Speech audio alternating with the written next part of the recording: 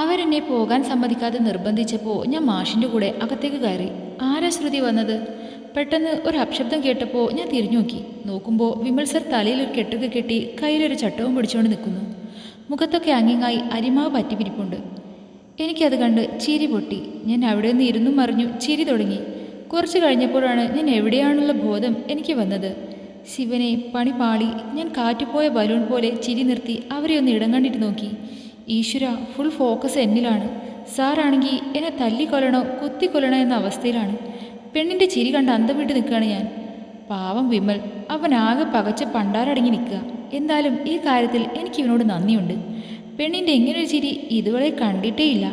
ചിരിച്ച് ചിരിച്ച് ദേവികുട്ടിയുടെ മുഖത്തെ ചുവന്ന് തൊടുത്തിട്ടുണ്ട്. അവളിൽ നിന്ന് കണ്ണെടുക്കാനേ തോന്നുന്നില്ല. മതി മോനെ, ആ കൊച്ചിൻ്റെ ചോരയൂറ്റി കുടിച്ചത് നിനക്കുള്ളത് തന്നെയാ. ഗീതു വന്നെൻ്റെ കാതിൽ പറഞ്ഞപ്പോഴാണ് എനിക്ക് ബോധം വന്നത്. ഞാൻ നൈസായിട്ടൊന്ന് വിളിച്ചു കൊടുത്തു.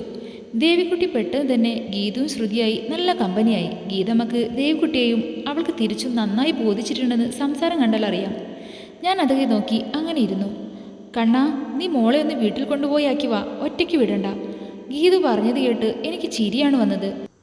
ഗീതു എനിക്ക് സംസാരിക്കാൻ അവസരം ഉണ്ടാക്കി തരുന്നതാണെന്ന് എനിക്കല്ലേ അറിയൂ. ഗീതമ്മയോട് സംസാരിച്ച് സമയം പോതെ അറിഞ്ഞതേയില്ല. നല്ല ക്യൂട്ട് ക്യാരക്ടർ. മാഷ് ശരിക്കും ലക്കിയാണ്. കുറച്ച് കഴിയുമ്പോൾ അച്ഛൻ വരെയെന്ന് ഓർമ്മ വന്നപ്പോൾ ഞാൻ പോകാനായി ഇറങ്ങി. അപ്പോഴാണ് ഗീതമ്മ മാഷിനോട് എൻ്റെ കൂടെ വരാൻ പറഞ്ഞത്. അയ്യോ വേണ്ടമ്മേ, മാഷ്ക്കത് ബുദ്ധിമുട്ടാകും, ഞാൻ പൊയ്ക്കോളാം. ഏയ്, അവനൊരു ബുദ്ധിമുട്ടുമില്ല, മോൾ ഒറ്റയ്ക്ക് പോകണ്ട. ഞാൻ പിന്നെ ഒന്നും പറയാൻ നിന്നില്ല. ബട്ട് മാഷിൻ്റെ പെരുമാറ്റത്തിൽ എനിക്കെന്ത് സ്പെല്ലിംഗ് മിസ്റ്റേക്ക് തോന്നുന്നുണ്ട്. ഇനി അതാണോ? ഏയ്, അതാവല്ലേ ദൈവമേ. ശരിക്കും മാഷിൻ്റെ നാട് എവിടെയാ? പാടാനത്ത് കൂടി മാഷിൻ്റെ ഒപ്പം നടന്നുകൊണ്ട് ഞാൻ ചോദിച്ചു. ആകാശം കർമ്മേഘങ്ങൾ കൊണ്ട് മൂടിയിട്ടുണ്ട്. മഴയ്ക്ക് മുന്നോടിയായി ഇളം കാറ്റ് ശരീരത്തെ കുളിരണിയിച്ചുകൊണ്ട് പോകുന്നുണ്ട്. ഇവിടെയൊക്കെ തന്നെയാണോ? 10ാം ക്ലാസ് വരെ ഞാൻ ഇവിടെയാണ് പഠിച്ചത്. അപ്പോഴാണ് അച്ഛൻ്റെ മരണം. പിന്നെ ഞങ്ങൾ ബാംഗ്ലൂർക്ക് പോയി, അമ്മയുടെ അനിയൻ്റെ അടുത്ത്. അവിടെ നിന്നാണ് ഞാൻ എൻ്റെ ഡിഗ്രിയും PGയും കംപ്ലീറ്റ് ചെയ്തത്. പിന്നെ ഫസ്റ്റ് പോസ്റ്റിംഗ് ഇവിടെ കിട്ടിയപ്പോൾ തിരിച്ചിങ്ങോട്ട് തന്നെ പോന്നു. ഞാൻ എല്ലാം കേട്ട് മാഷിൻ്റെ മുഖത്തേക്ക് തന്നെ നോക്കി നടന്നു. നടക്കുന്നതനുസരിച്ച് മാഷിൻ്റെ മുടി പാറി പറക്കുന്നുണ്ട്. ബാംഗ്ലൂർ സ്റ്റൈൽ എടുത്തു കാണിക്കുന്ന വേഷം തന്നെയാണ്, ടീഷർട്ടും ജീൻസും. സ്ഥാനം തെറ്റിയ ഷർട്ടിൻ്റെ ഇടയിലൂടെ ഒരു സ്വർണ്ണമാല ഞാൻ കണ്ടു. അല്ല, ഇനിയും ദൂരമുണ്ടോ തൻ്റെ വീട്ടിലേക്ക്? മാഷ് ചോദിച്ചപ്പോഴാണ് എനിക്ക് എവിടെയാണെന്നുള്ള ബോധം വന്നത്. പാടം കഴിഞ്ഞ് പറമ്പിലേക്ക് കയറിയിരിക്കുന്നു. ഇനി അങ്ങോട്ട് മാഷ് വന്നാൽ ശരിയാവില്ല. ഇനി ഞാൻ പൊയ്ക്കോളാം മാഷേ, വലിയ മഴ വരുന്നുണ്ട്, മാഷ് പൊയ്ക്കോ. അത് സാരല്ല, ഞാനും വരാം. അയ്യോ വേണ്ട, അച്ഛൻ കണ്ടാൽ പണിയാകും. അതെന്താ അച്ഛൻ കണ്ടാൽ? അത് പിന്നെ അച്ഛന് ഇതൊന്നും ഇഷ്ടമല്ല. ഞാനൊരു പെൺകുട്ടിയല്ലേ. മാഷ് അതിനൊന്നും മൂളി. ഞാൻ വേഗം എന്തൊക്കെയോ പറഞ്ഞൊപ്പിച്ച് വേഗം പോകാൻ നോക്കി. ഏയ് ദേവിക്കുട്ടി, 1 മിനിറ്റ്. മാഷ് പിന്നിൽ നിന്ന് വിളിച്ചപ്പോൾ ഞാൻ തിരിഞ്ഞു നോക്കി. അതെ, താൻ പറഞ്ഞ പോലെ പിറകെ നടക്കാനൊന്നും എന്നെ കൊണ്ട് പറ്റില്ല. വേണേൽ ഒരു താലി കെട്ടി കൂടെ കൂട്ടാം, എന്തേ? മാഷ് ഒരു കള്ളച്ചിരിയുടെ പറഞ്ഞു കേട്ട് ഞാൻ ഞെട്ടി മാഷിനെ തന്നെ നോക്കി. അപ്പോഴേക്കും ആദ്യ തുള്ളി ഞങ്ങൾക്ക് സമ്മാനിച്ചുകൊണ്ട് മഴ ഭൂമിയുടെ മാറിലേക്ക് അലച്ചു കെട്ടി പെയ്തു. ഞാൻ പറഞ്ഞത് കേട്ട് പെണ്ണ് ഞെട്ടി എൻ്റെ മുഖത്തേക്ക് നോക്കി. ഞാനും അവളുടെ മുഖത്തേക്ക് തന്നെ ഇമവട്ടാതെ നോക്കിയിരുന്നു. മഴ ഇതിൻ്റെ ശക്തി ആർജിച്ച് പെയ്യുകയാണ്. മഴത്തുള്ളികൾ അവളുടെ തുടുത്ത മുഖത്ത് വീണ് ചിന്നിച്ചിതറി പോകുന്നത് ഞാൻ കൗതുകത്തോടെ നോക്കിയിരുന്നു. ആ മഴത്തുള്ളികൾ ഞാനായിരുന്നെങ്കിൽ എന്ന് കൊതിച്ചുപോയ നിമിഷം വാലിട്ടെഴുതിയ കൺമഷി മഴവെള്ളത്തിൽ കുതിർന്ന് കൂടുതൽ നിറമാർന്ന പോലെ. എന്താ എന്താ മാഷ് പറഞ്ഞേ? ദേവിക്കുട്ടി പെട്ടെന്ന് ചോദിച്ചപ്പോഴാണ് എനിക്ക് ബോധം വന്നത്. ഏതോ ലോകത്തിൽ നിന്നെന്നെ പോലെ ഞാൻ തല കുടഞ്ഞു. എന്താ?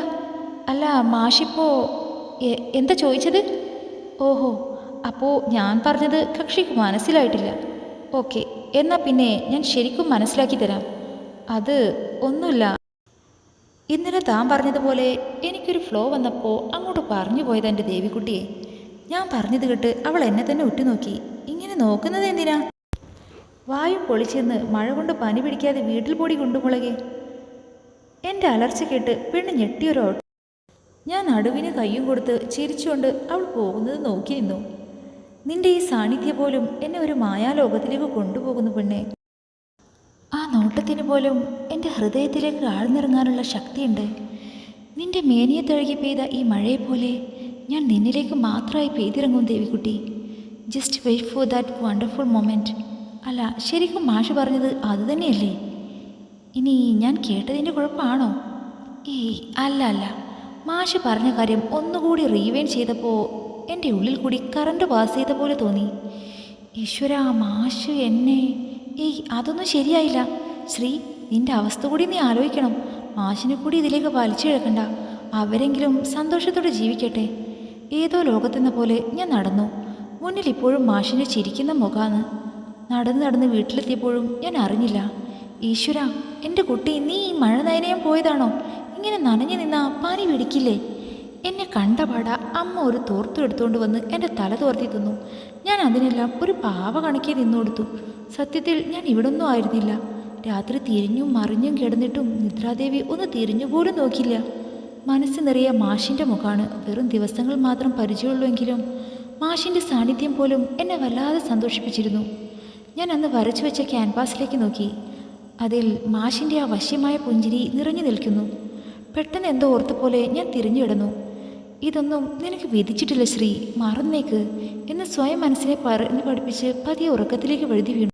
ഠോ, എൻ്റെ ഭഗവാനെ, അമ്പലത്തിൽ നിന്ന് തൊഴുതിറങ്ങി നടക്കുമ്പോഴാണ് ഒരു രൂപം മുന്നിലേക്ക് ചാടിയത്. ഞാൻ ഞെട്ടി നെഞ്ചിൽ കൈവച്ചു പോയി. നോക്കുമ്പോൾ മാഷ് മാറിൽ കൈയും കെട്ടി എന്നെ നോക്കി ചിരിച്ചുകൊണ്ട് നിൽക്കുന്നു. ഓ, കഷ്ടം കിട്ടോ മാഷേ, ഞാൻ പേടിച്ചു പോയി. സാരമില്ല, ഒരിത്തിരി പേടിയുള്ളത് നല്ലതാ. അല്ല, നീ എന്നും അമ്പലത്തിൽ വരുമോ? എൻ്റെ കൂടെ നടന്നുകൊണ്ട് മാഷ് ചോദിച്ചു.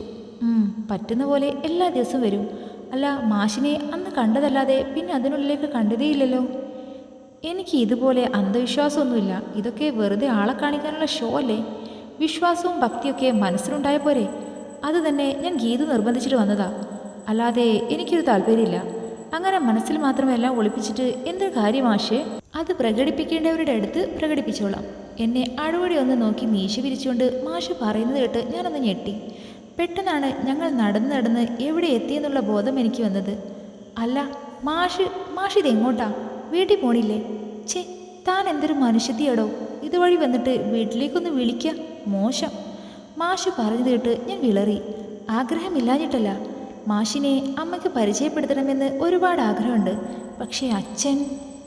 അത് പിന്നെ മാഷേ, ഞാൻ പറഞ്ഞില്ലേ, അച്ഛൻ ഇഷ്ടാകില്ല. തൻ്റെ അച്ഛൻ ഇതുവരെ നേരം എടുത്തില്ലേടോ? നാടോടുമ്പോൾ നടുവേ ഓടണമെന്നാ. അത് അച്ഛൻ ഇപ്പോഴും പഴയ ആളാ. ചുമ്മാ ചോദിച്ചു എന്നുള്ളൂ, ഞാൻ പോവുക. അപ്പോൾ സീ യു ഫ്രം കോളേജ്. അത് പറഞ്ഞ് മാഷ് ഹെഡ്സെറ്റ് എടുത്ത് ചെവിയിൽ തിരികി. പിന്നെയും എൻ്റെ നേരെ തിരിഞ്ഞു. പിന്നെ ദേവിക്കുട്ടി, ഞാനൊരു താലി പണിക്കാൻ കൊടുത്തിട്ടുണ്ട്. അത് റെഡിയായി കിട്ടുമ്പോൾ ആ കഴുത്തിങ്ങോട്ട് നീട്ടിത്തരുമോ? ഞാൻ വായും പൊളിച്ച് മാഷിനെ നോക്കി നിന്നു. മാഷ് പൊട്ടിച്ചിരിച്ചുകൊണ്ട് എന്നെ നോക്കിക്കൊണ്ട് തന്നെ അവിടെ നിന്ന് പോയി. ഞാൻ അവിടെ തന്നെ സ്റ്റക്കായി നിന്നു. ഫ്രീ പീരീഡ് ക്ലാസ്സിലിരുന്ന് ഒടുക്കത്തെ ചർച്ചയാണ് നിത്യയും കൃപയും. വിഷയം വേറൊന്നുമല്ല, ഞാനും മാഷും തന്നെ. ഇതൊക്കെ വെച്ച് നോക്കുമ്പോൾ സംഭവം അത് തന്നെ. നിത്യ, അത് തന്നെ. 2-3 ദിവസമായി എന്തൊക്കെയാണ് നടക്കുന്നത്? ക്ലാസ് എടുക്കുമ്പോൾ നോക്കുന്നു, വിളിക്കുന്നു, സംസാരിക്കുന്നു. എന്നിട്ട് ലാസ്റ്റ് ഒരു താലിയുടെ ഡയലോഗും ഇത് അത് തന്നെ. കൃപ, എന്ത്? രണ്ടിനെയും രൂക്ഷമായി നോക്കിക്കൊണ്ട് ഞാൻ ചോദിച്ചു. അത് തന്നെ, പ്രേമം, കാതൽ, മൊഹബത്ത്. അവർ രണ്ടുപേരും ആകെ ചിരിച്ചുകൊണ്ട് പറയുന്നത് കേട്ട് ഞാൻ പകച്ചു പണ്ടാരടങ്ങിപ്പോയി. പറഞ്ഞതെല്ലാം സത്യമായതുകൊണ്ട് രണ്ടിനോടും തിരിച്ചൊന്നും പറയാനും വയ്യ. 3-4 ദിവസമായിട്ട് ഇത് തന്നെ അവസ്ഥ. ഇൻ്റർവെൽ ആയാലും ഫ്രീ പീരീഡ് ആയാലും മാഷ് വിളിക്കും. ഞാൻ പോകും. വേണ്ട എന്ന് പലതവണ പറഞ്ഞതാ. പക്ഷേ കേൾക്കണ്ടേ? മാഷല്ല, ഈ എൻ്റെ മനസ്സ് തന്നെ. നിങ്ങൾ പറ, ഈ മനസ്സ് എന്നോട് കൊലച്ചതിയല്ലേ ചെയ്യുന്നത്? ഇനി അവളുമാർ പറഞ്ഞതുപോലെയാണെങ്കിൽ ഞാൻ എന്തു ചെയ്യും എൻ്റെ ദേവിയെ? അങ്ങനെ തട്ടിയും മുട്ടിയും അന്നത്തെ ക്ലാസ് കഴിഞ്ഞു. മാഷുമായിട്ടുള്ള മീറ്റിംഗ് കൃത്യമായി നടന്നിരുന്നു കേട്ടോ. നിത്യേ, വലിയ മഴ വരുന്നുണ്ട്, നീ കൂടെ എടുത്തോ? ക്ലാസ് കഴിഞ്ഞ് ഇറങ്ങുന്ന സമയത്ത് ഞാൻ ചോദിച്ചു. ഏകദേശം കുട്ടികളൊക്കെ പോയിട്ടുണ്ട്. ഇല്ലടി, ഞാൻ മറന്നു. നിൻ്റെ കയ്യിലില്ലേ? അതില്ലാത്തത് കൊണ്ടല്ലേ നിന്നോട് ചോദിച്ചത്. ഷോ, ആകെ ഇരുണ്ടുമൂടി. ഇപ്പോൾ എന്തു ചെയ്യും? വാ, വേഗം ബസ് സ്റ്റോപ്പിലേക്ക് പോകാം, ഇല്ലെങ്കിൽ നനഞ്ഞ് ബസ്സിൽ കയറേണ്ടി വരും. നിത്യ എന്നെയും കൂട്ടി വേഗം ബസ് സ്റ്റോപ്പിലേക്ക് നടന്നു. കോളേജ് ഗേറ്റ് കടന്നപ്പോഴാണ് ഒരു കാറ് ഞങ്ങളുടെ മുന്നിലേക്ക് പാഞ്ഞു വന്നത്. ഞങ്ങൾ രണ്ടും ഞെട്ടി 2 അടി പിറകോട്ട് മാറി. ഇതാരാണാവോ ഇങ്ങനെ മനുഷ്യനെ കൊല്ലാൻ നോക്കുന്നത്? പെട്ടെന്ന് ഡ്രൈവിംഗ് സീറ്റിലെ ഡോറ് തുറന്ന് ഒരാൾ പുറത്തേക്ക് ഇറങ്ങി വന്ന് ആളെ കണ്ട് ഞാനും നിത്യയും ഒരുപോലെ ഞെട്ടി പരസ്പരം നോക്കി. ജീവൻ. എൻ്റെ ചുണ്ടുകൾ മന്ത്രിച്ചു.